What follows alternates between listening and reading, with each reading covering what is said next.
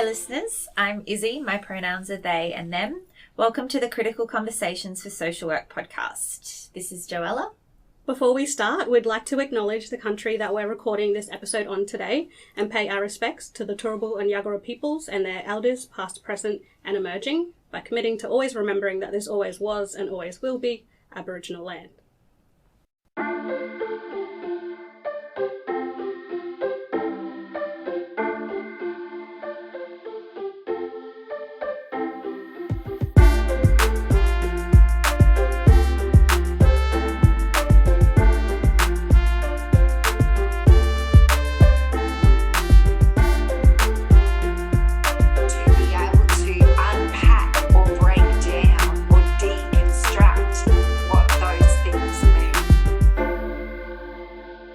Hello and welcome podcast listeners. I'm Jean Carruthers. My pronouns are she, her, and this is the Critical Conversations for Social Work podcast. I am on Turrbal and Yagara land in Brisbane, Queensland, and would like to pay respects to elders past, present and emerging. I would like to also acknowledge our First Nations listeners and recognise that this land was never ceded, which means it was never signed over to the colonisers of this country. So today I'm here with our wonderful guest for today's episode, Lauren. How are you, Lauren?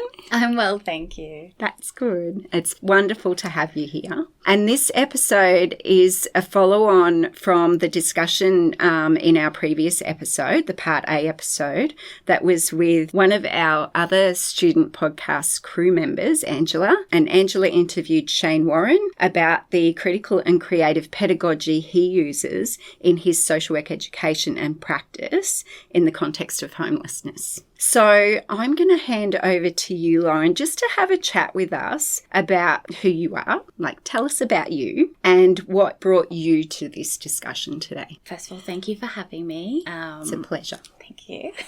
My pronouns are she, her. I graduated from QUT last year in the Master's qualifying degree. And yes, it was a very transformational experience. And thanks to COVID and the relaxed rules around placements, I was allowed to do my own research project as my final placement last year.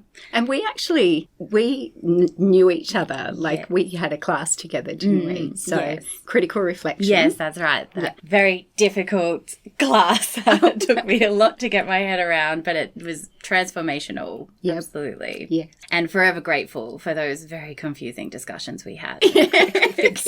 I can imagine that some of those discussions would have been confusing. Yeah, for the first time. And now it's like, I can't think any other way. So, yes. Yeah. Once you know it, you can't switch it off. Know it. That's right. That's good. Thank you. So you were going to talk about your research. Yes. So I was supervised through West End Community House, and an issue that was quite close to their heart was around the closure of boarding houses in and around West End and South Brisbane. Okay. And it was very interesting because it wasn't something that I necessarily would have chosen to do myself, but I wanted to support the organisation and give them something that might be useful for them in some way. So it turned into, like probably with most research projects, something that you didn't expect it to.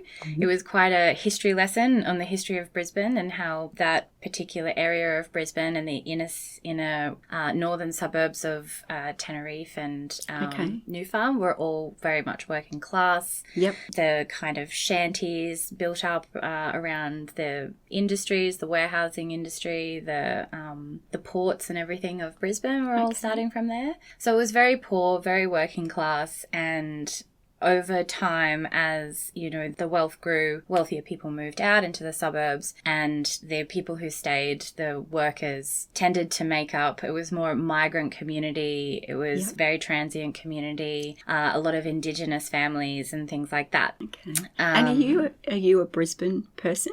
Not born and raised. No? No. Yeah. So I moved here about 15 years ago now, and West End was the first suburb that I moved to, and I just loved it. I lived there. I only just moved away a couple of years ago, and it was because of the price of the properties. It's just too expensive for anything that's somewhat livable.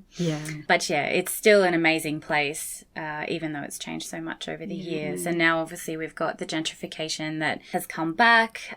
So this whole project can you explain gentrification just for our listeners? Okay. So it's not a new thing. It's been around for a very long time.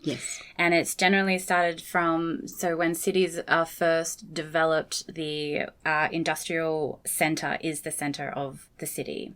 And so it's poorer neighbourhoods. People need to be in walking distance to facilities and services and their workplaces. So all of the wealthy people, or people that have become wealthy through working, would move out to the suburbs, and the suburbs would be created.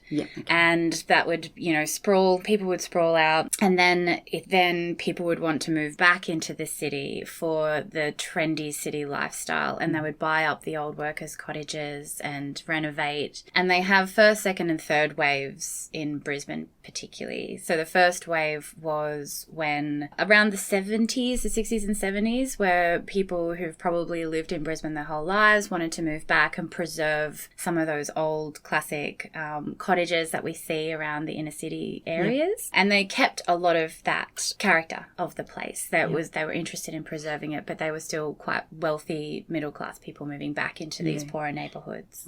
So that was pushing the people who are disadvantaged out. So they had nowhere to live. Unintentionally, probably a lot. Like, people are attracted to that multicultural and diverse kind of communities. It's interesting. There's lots to do. There's always like a very vibrant community. There's a lot of artists in those sorts of communities, a lot of students and young families and things like that. So wonderful places to be, which is probably why they became more and more popular over the years, and more wealth is developed into those areas. So first wave gentrification, and now second wave gentrification is, what we've seen over the years, kind of, I don't know if there's a defining point, or maybe I just can't remember it, but essentially what we're seeing now, where it is just absolutely saturated with high density, expensive apartments that are kind of gated off from the rest of the community, where someone might drive their BMW from their very high-end luxury apartment through West End to the city to work and then back again. They're not actually a part of the community. Well, what came out from talking to people in my research was part of the reason of the appeal of West End was that people were so protective of it, and it did have such a strong sense of community. And even the first wave gentrifiers did kind of protect that, sense of community. Like, you've got the West End Community Association, a few kind of different groups and things like that came from a lot of privilege and resources that were able to preserve some of the diversity. So I've kind of strayed off a little bit there around the gentrification thing. That's okay. It's a great conversation. Conversation. Well, it's a kind of pivotal. So back in the 80s, when we had Expo 88. And I remember that. I actually danced on stage at Expo 88 when I was in my last year of high school. So that's how long ago that was. I love it, because whenever I bring this up to people, especially like Brisbane born, that everyone has got an experience of that. They knew of it. It was huge. It put Brisbane on the map. That was the second wave gentrification there. Yes. So, interesting. So I participated in it.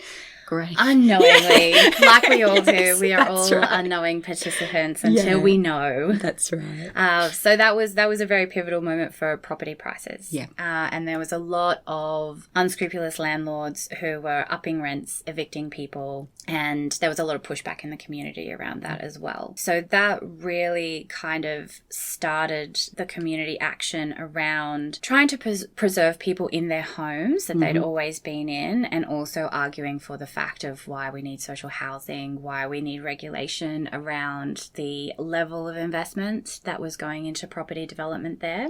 And the research was interesting, because while I was talking to a lot of people who were young activists or young politicians or young workers in the 80s, are all still involved in some way or another Wow. in the services, whether that's be government, non-government, or retired. There are a few retirees as well. So it was very interesting to hear, like, when you speak to them about what was going on at the time, it was the Joh Bjelke-Petersen era, and there was a lot of conservative kind of ideology in politics then. There was a lot of justification for ignoring the social justice issues, and there was a lot of agenda in terms of the development. The involvement of property developers in politics would have been a whole nother research project on its own. Artificially holding on to properties and not developing them to artificially inflate value or artificially control supply, that kind of thing. So there were so many threads that came out of this.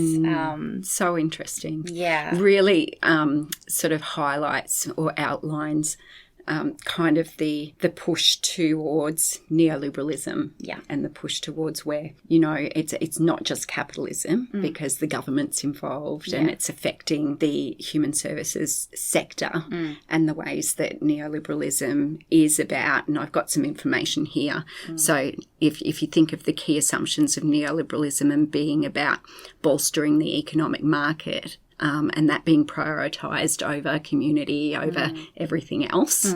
And then also people being expected to be self-responsible. And so not looking at the impacts of those things on people who are disadvantaged, and those people who are disadvantaged blaming themselves, feeling like, well, they have a choice, and if they work harder, they will be able to meet the expectations and standards of an inflated market, which is not possible if you're in that situation. No, and they're not even thinking of it in those terms. No. The government was never that upfront with that was what their agenda was, never has been upfront with what their agenda has been in terms of property in particular. And I actually interviewed an old city planner, or retired city planner, I should say, who brought up an interesting ideology behind a lot of the people that he was trying to campaign against or trying to work with. And he called it the Protestant ethic of, and it's the deserving and undeserving, that God will reward those who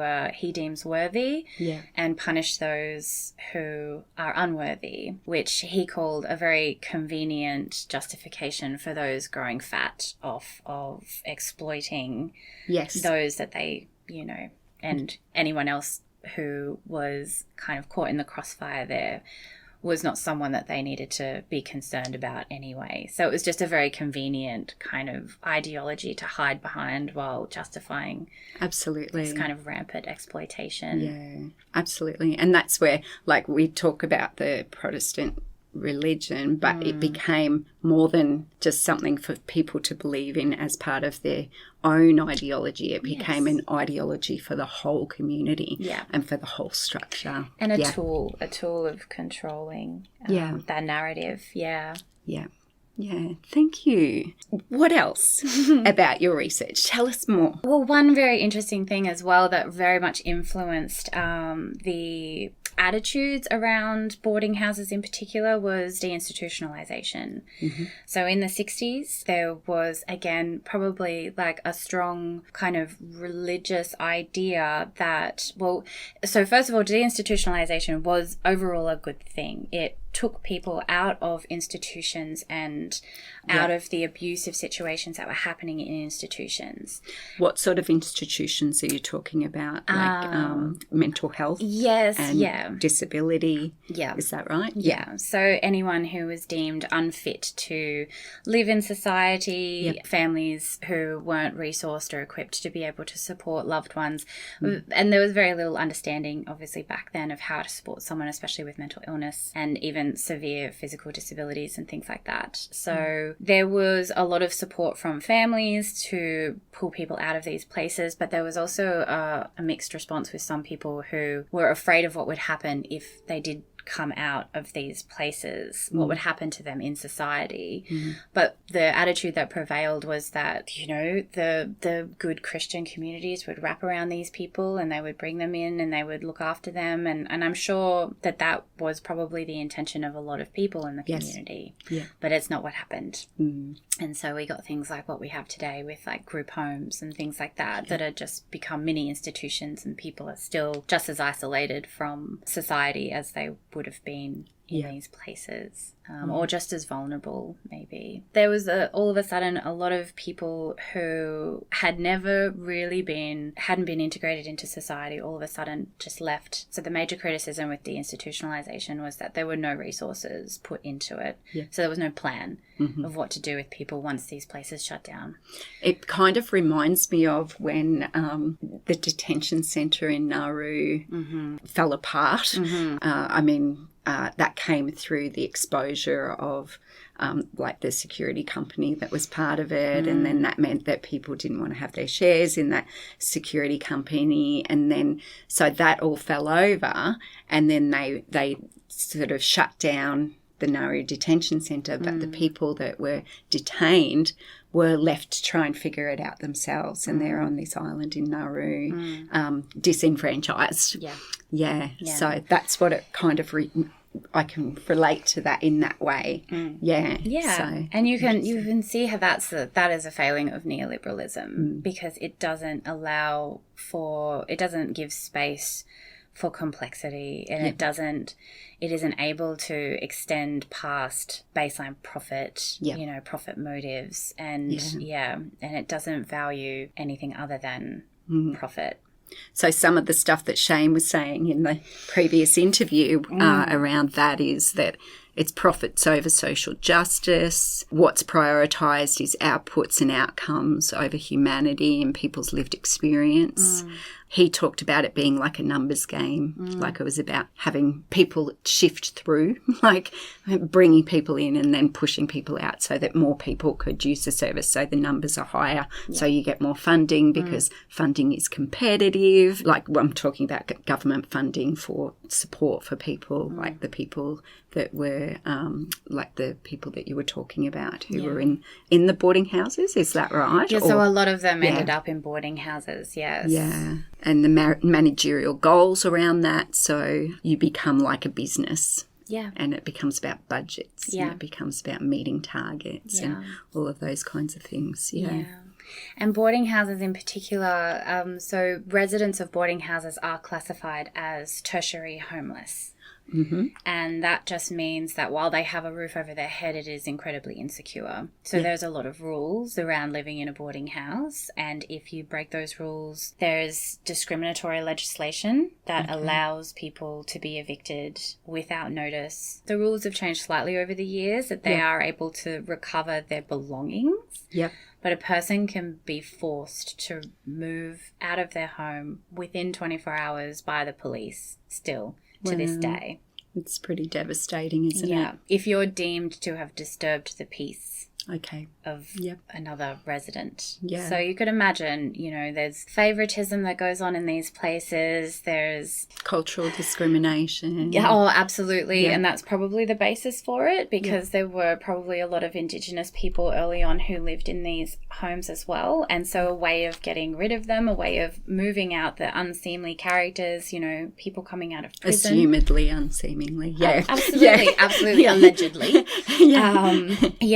And people coming out of prison, that's often where they would go. People coming out of hospital, that would just get put in a cab and sent to West End Community House. People would just show up there with nowhere to live. Yeah. And they would, one of the ladies that I spoke to who still works, she's a community development officer for Brisbane City Council now, but she was one of the first housing workers, a resident. I can't remember the title of it now, but it was one of the first housing workers, and they were basically sprung up out of emergency funding when they realised what Expo 88 was doing to the community, to the vulnerable community. And these workers would take a slab of beer up to one that she talked about in particular was an old Greek fellow that Yeah. used to sit outside and he would just chew raw garlic and smoke cigarettes all the time. She'd take a 6-pack of beer and be like, can you take this guy without a bond, you know? And he would, and that was all kind of an agreement and a handshake. But then it's managerialism now. There is no way that those kinds of arrangements could ever survive. Yeah, because we don't exchange through community gifts anymore. No, absolutely. And we don't give people the benefit of the doubt in those kinds. Yeah, but it's a risk. Yeah. And because of that personal responsibility, if something happens, you can expect no support from, you know, absolutely. Because we do live in that risk management society, don't we, where, everything is based on assumption of what's risky. Yeah. Really interesting stuff. There was something that our team, when we had our conversation, like our pre-conversation about this, and it was the concept of conditionality. And it's what you were speaking about there, where there are all these conditions and things like that. I just wanted to read a little bit of what that means. Yeah. And so it's it just says here, the Australian homelessness support system is characterised by conditionality according to the progress towards the privilege of long-term stable housing. So if people want to be secure in their housing, or they want to continue to stay in the boarding houses, for example, then people are subjected to meeting particular conditions, such as abstaining from drugs and alcohol use, engagement with case management or psychiatric services, demonstrating a capacity to be able to live independently and things like that. And so all these conditions actually happen, which are conditions that if you have privilege, you don't have those conditions on you. So if you have your own home, you can drink whenever you want, you know. You can go home and have a glass of wine. Yeah. But if you're in these in boarding houses, there's different rules, and it's kind of a form of infantilizing. Yeah.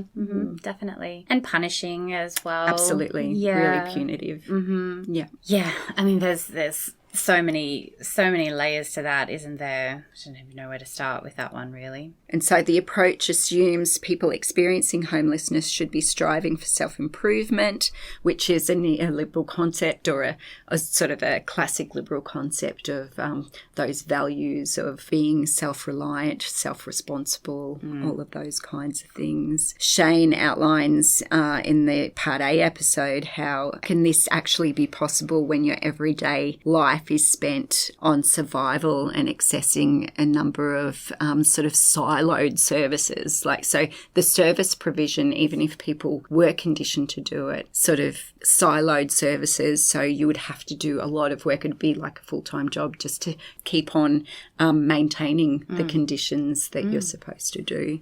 The housing first approach is an example he gives, argues rather for providing housing first as a human right and supporting individuals to sustain that through a holistic plan where that person determines what their needs are rather than us providing the conditions. And so as social work and human service workers, it's really important, and future practitioners, students who are future practitioners, important to really think about and consider the ways that we could be part of that force for social control, or we could be part of the change so that we don't do that to people. And so we're shifting those neoliberal rules around conditioning and providing something that is more collaborative, creates that collaborative alliance, creates a more critical pedagogy where we see the wisdom in the shared knowledge that comes from everyone, not just from the worker as the expert, for example. Yeah, absolutely.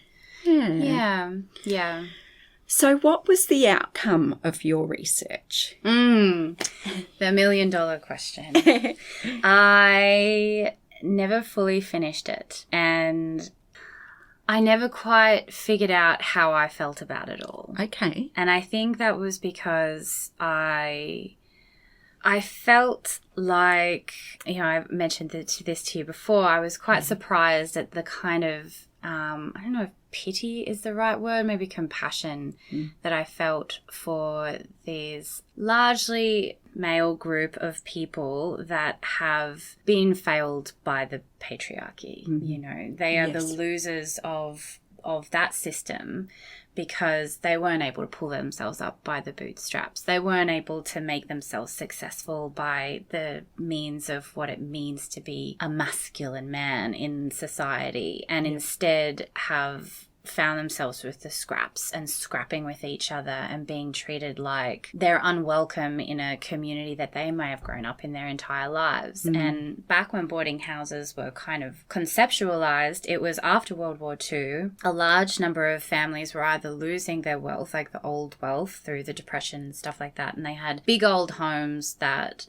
either family had moved on or they'd been lost in the war, and so they opened them up to workers. And it was a blue-collar, largely a blue-collar occupants, you know, who were coming through and working and, you know, coming in for a season while particular shipments were coming in maybe. Yeah, there's some really beautiful stuff written about, you know, the different colourful characters, like the Irish and the German and, you know, and the different kind of groups that would come through at different times. And some of them never left. And as industries went out and were, you know, outsourced to different areas, to cheaper places, eventually overseas, a lot of those largely men found themselves without a means, without an understanding of how they can operate in the world. And so, you know, it's kind of like they are a bit of a victim of their circumstance, even though you would never say that to their face. Yeah, absolutely. And so are they the people that are mostly occupants of these boarding houses? Yes. Yeah. Yeah. And also probably a lot of the reason why there's not a lot of will to do anything for them or about them. Yep. Yeah. Okay. So they're left to their own devices. Yeah. And the support is not provided because of those conditional understandings. Yeah, that's one part of it. And then because a lot of these places were old, they were privately run, over the years they became quite run down, quite decrepit. There was a lot of unsafe building structures. There was a few fires where people lost their lives, and that kind of created that knee-jerk reaction from government where they brought in building standards and fire safety standards. Okay. And around the 80s as well, there was some funding that was brought in, part of that emergency funding package that was brought in to provide boarding house owners with upgrades. Okay. But if you're looking at a 200-year-old property, upgrades aren't going to cut it because they're narrow. There's narrow stairwells. There's, you know, not enough entrances and exits.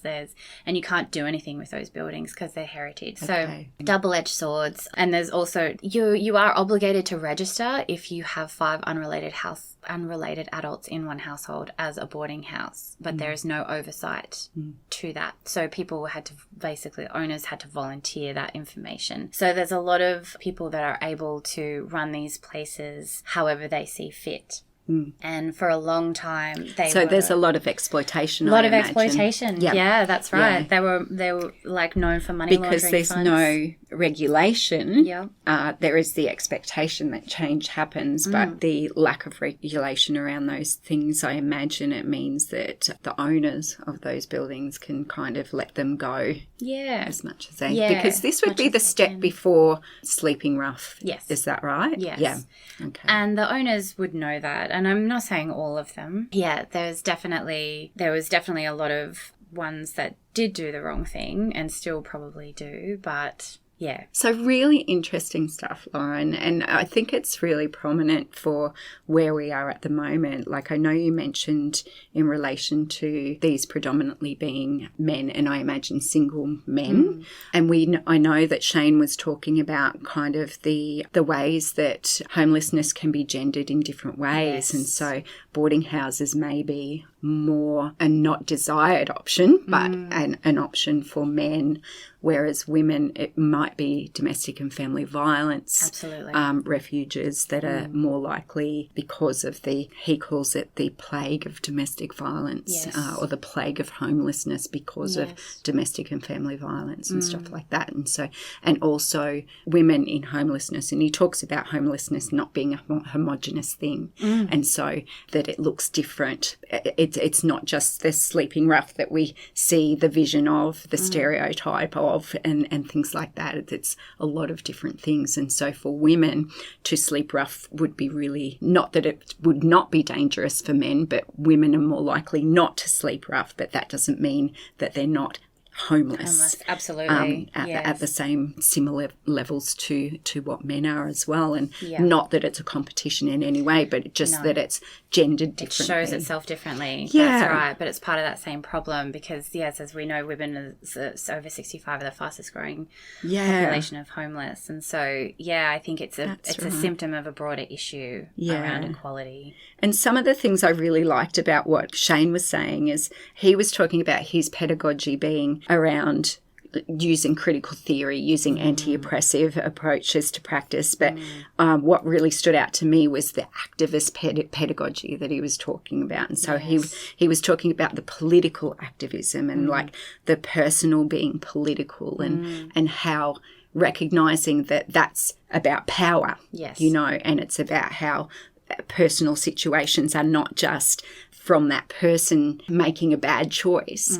There's a whole structure behind that. And I think you really explain that well in your story about that. And so the personal has structural and systemic issues that come from those ideas of from neoliberalism and that emphasis on profits and things like that. But he talks about political activism. He talks about resisting labels and resisting and rejecting those assumptions that we have about people who are poor. Absolutely. He says that we should be rejecting the demonizing of poor and stuff like that. This research completely changed my views on that for sure. I see people completely differently now, and I was really able to unpack some of that learned fear that was sort of, I guess, just absorbed through that social messaging around, that deserving and undeserving, that somehow someone's done something, that they might be a dangerous person if they're sleeping rough. Now it's like, oh, they're a victim of this circumstance. Absolutely. Just a and a different victim manifestation of it.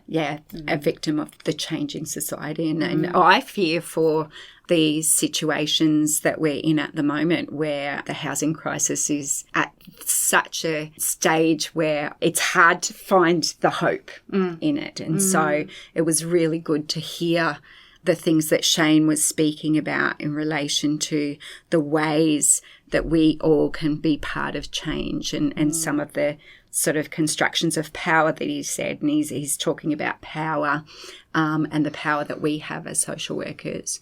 He's also talking about the power that we need to resist and the power that we need to bolster. We need to use our power in ways that people's emancipation. Yes. Yeah. And so, and I know we're running out of time. We're actually out of time, but just a couple of things that I wanted to bring to this so that we do have a bit of hope, because what Shane was saying, firstly, to get to here, is that in his 30 years of experience, he's noticed different things, how politics actually and politicians in power actually change the ways that people are provided for. There was a quote that he said, he was talking about a young person that he worked with, and this person was living on the street and getting beaten and had his stuff stolen, and that person was saying, and he called it advice from this person, which I thought was a really beautiful way to recognise that shared knowledge that comes from the service users. And he said, what person makes a choice to be homeless? And nobody would make the choice to be homeless. Correct. But he really talks about the ways that we as social work practitioners and human service practitioners need to dance with people in power. He talks about asking critical questions, taking action, rejecting and resisting those stereotypes, and collective peer support for longevity, keeping us in that. So his quote was, we pick ourselves up every day and we keep going because we need to continue to fight that good fight, because there hasn't been any increases in funding for housing and homelessness in the last 10 years. So the last one was Kevin Rudd and the funding from the white paper that was provided. Yeah. And so there's been nothing since then. Shane's ideas, to me, recognise something we call educated hope. And that's how I kind of bring it into that critical and creative pedagogy, where he's talking about the ideas of how we as practitioners or future practitioners can be involved not only in the critique, and so this comes from Giraud, so the idea of educated hope, being involved in critique, but the creation of conceptual space to imagine alternative futures, and that might lead to social transformation. So educated hope contests the assumption that existing social structures cannot be challenged and enables students and practitioners to envision alternative ways of living and organising society. So at the moment, for anybody who's in the housing and homelessness industry, I can imagine the despair that they're actually feeling at the moment. So I'm hoping that these kind of ideas, that having educated hope and continuing to counter the hegemony, which is sort of the overarching power from those in positions of power and positions of government that are making decisions for the whole of society and impacting on those who are most disadvantaged, can actually change. Yeah. So were there any final comments that you wanted to make before we wrap up? I don't think so. I think that was it's very interesting. I guess the only thing that kind of popped into my head then was about it would be very interesting to hear Indigenous perspective in this as well, because obviously there was a long-standing presence of Indigenous communities in Brisbane, so it would be very interesting to hear their experience, because they might be the only ones who have a history and a culture of not living in a home. So, that's... Absolutely. And I also wonder about the perspectives of the queer community as well. So especially people who are non-binary and trans, who, if you think about where do they go when they're homeless, when homelessness services are often gendered. Yes. Yeah. So really interesting ideas. Yes. Thank you, Lauren. It's been an absolute pleasure. Thank you. And I've really appreciated your time and your knowledge and sharing it with us today at the podcast. Yeah, this is great. It's a great idea. Wonderful. Thank you to our listeners, and bye for now.